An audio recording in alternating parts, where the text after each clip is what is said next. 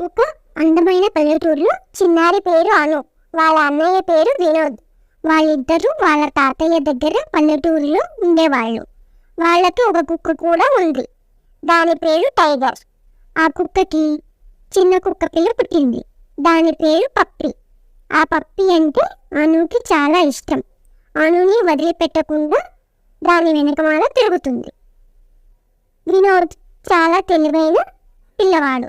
చుట్టుపక్కల ఏ సమస్య వచ్చినా తాను ముందు ఉండి సాయం చేసేవాడు. అను చాలా చురుకైన అమ్మాయి. చాలా బాగా తోట పని చేస్తుంది. వాళ్ళ తాతయ్యకు బాగా సాయంగా ఉండేది.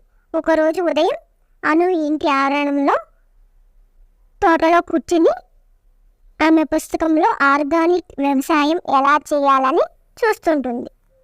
చెట్లు మొక్కలు ఎలా సులువుగా పెంచాలని నేర్చుకుంటుంది. అను